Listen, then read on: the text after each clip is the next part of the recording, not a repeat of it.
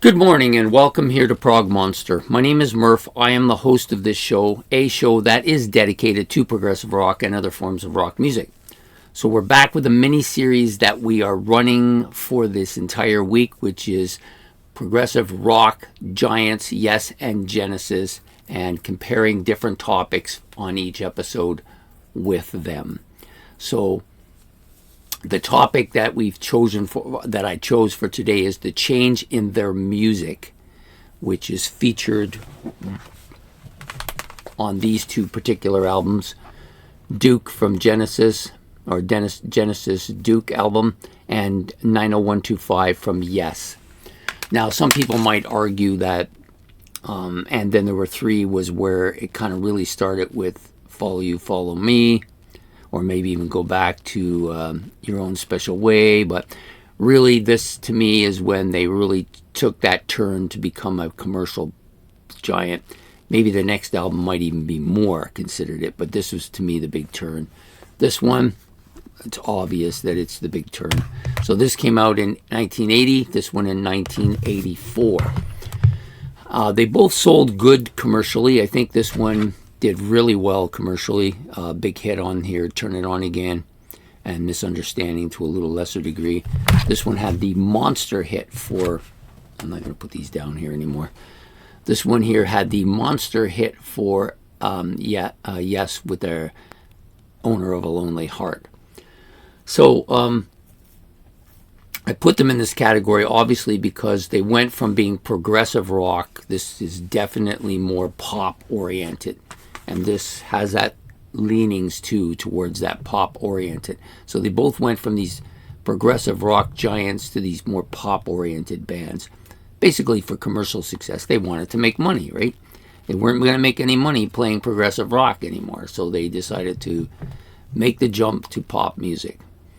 The outstanding tracks on these albums, I would have to say Owner of a Lonely Heart by a mile on this album is the outstanding track as far as the commercial success goes.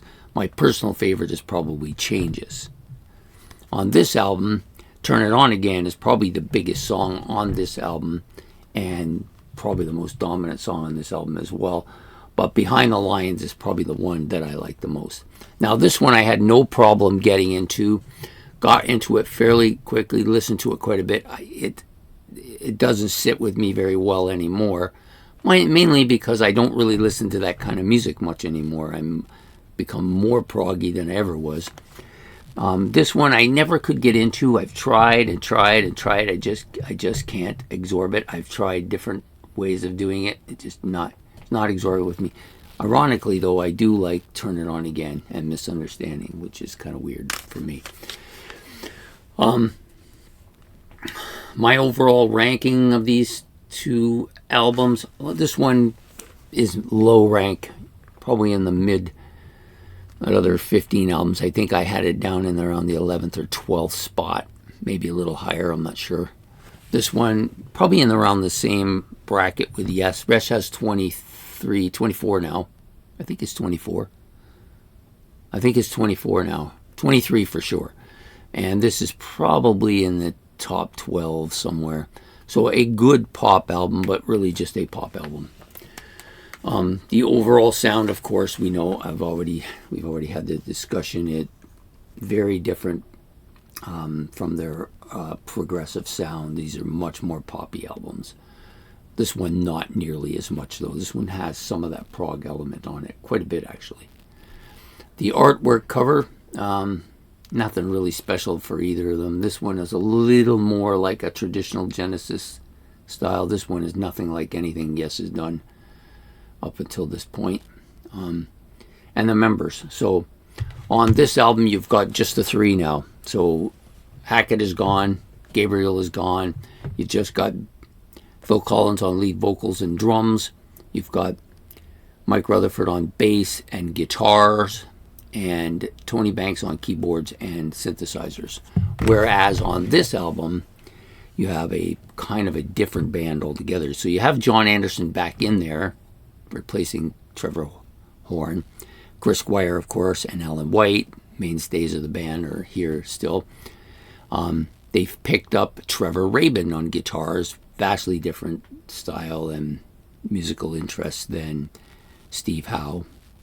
And then on keyboards, Tony Kaye's back after a decade of not being in the band or more. He comes back in to fit in here. So there you have it. Neither of them are really great albums in the discography for me, but for pop albums, they're not bad, both of them. So there you have it. My favorite.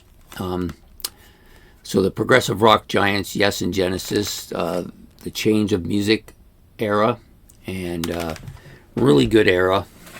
At the beginning, I didn't care for it much. Towards the end, it just kept getting more and more poppy, especially for Genesis.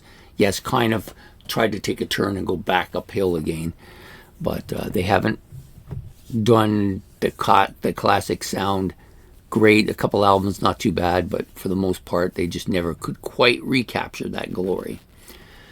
So I hope you've enjoyed this episode of progressive rock giants, Yes and Genesis. And if you've got any comments about anything I've said, you can put that in the comment section and down below. Hit the like and subscribe button, and don't forget the notification bell so you get all of the content. If you have any requests about anything, you can put that down there as well. So this was episode 4, which will come out tomorrow morning, and then we will do episode 5 of a 6-part series. So I hope to see you then, and take care, and have yourself a good night and a good evening. Bye.